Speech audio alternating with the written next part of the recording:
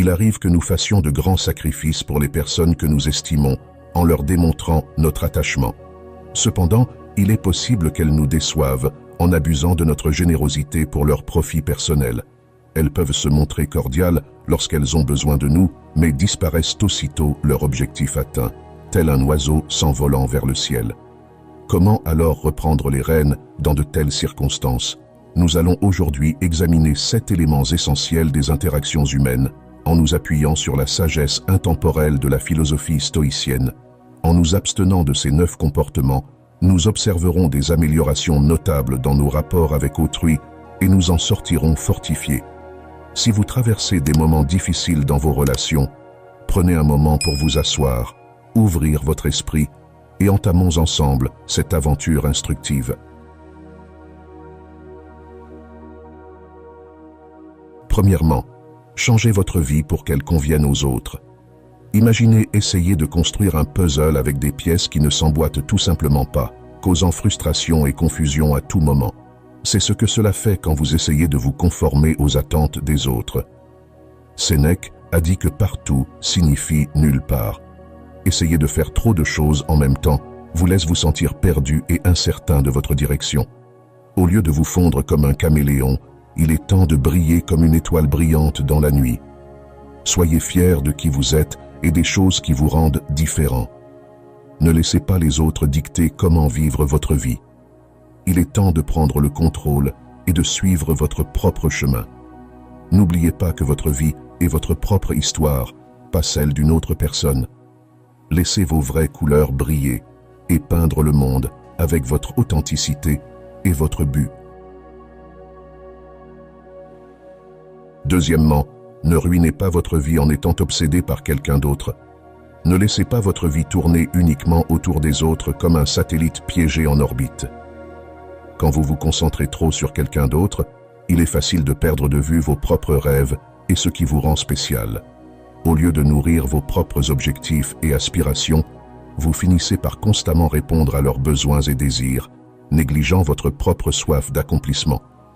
Comme le sage Marc Aurèle l'a dit une fois, nulle part un homme ne peut trouver un refuge plus paisible que dans son propre esprit. Quand vous vous embrouillez trop dans le monde de quelqu'un d'autre, cela perturbe votre équilibre et vous laisse dans l'ombre, en vous dépouillant de votre sentiment de valeur. Libérez-vous de leur contrôle et cessez d'être un simple satellite de leur planète. Votre vie n'est pas un rôle secondaire dans l'histoire de quelqu'un d'autre. Vous êtes la vedette de votre propre voyage.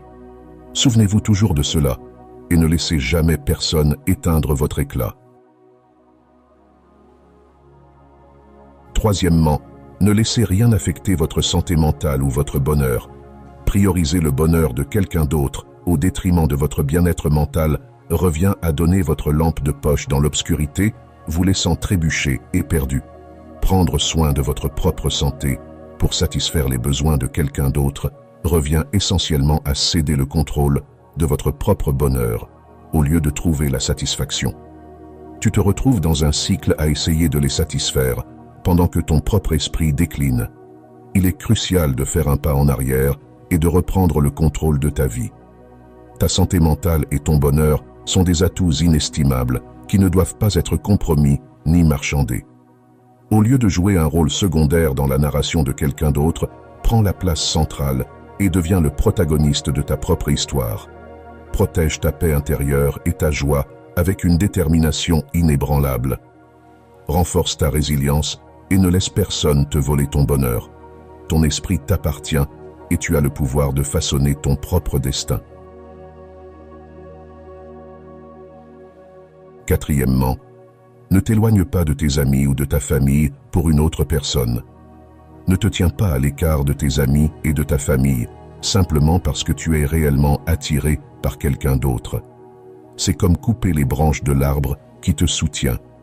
Chaque ami et membre de ta famille est comme une branche qui a toujours été là pour t'aider. Si tu commences à t'éloigner d'eux, tu ne perds pas seulement des amis, tu affaiblis également le réseau de soutien qui a toujours été là pour toi. Platon a dit un jour que les gens sont comme des déchets. Ils peuvent te nourrir et t'aider à grandir en tant que personne, ou ils peuvent entraver ta croissance et te faire flétrir et mourir. Quand tu t'isoles, tu choisis un chemin difficile. prends l'initiative de raviver ces relations significatives qui nourrissent ton réseau de soutien.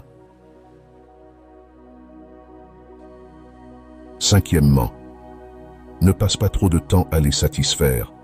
Déverser tout ton temps précieux dans le puits sans fond des besoins de quelqu'un d'autre, c'est comme jeter ton atout le plus précieux dans un abîme obscur.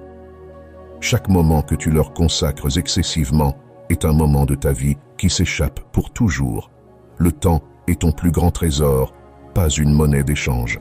Les incessantes demandes de quelqu'un d'autre, comme l'a sagement observé Seca, ne signifient pas que nous avons peu de temps à vivre, mais que nous en gaspillons beaucoup en donnant tout notre temps à une autre personne. Tu perds ainsi les moments les plus vibrants de ton existence. Tu peux reprendre ton temps, il t'appartient et à toi seul. Ne laisse pas qu'il soit éclipsé dans ta vie entière. Cherche l'équilibre, investis ton temps soigneusement et aspire à des efforts qui enflamment ta passion, qui favorisent la croissance et qui apportent satisfaction. Rappelle-toi que tu as autorité sur ton propre temps. Ne le gaspille pas avec quelqu'un qui ne valorise peut-être pas son importance.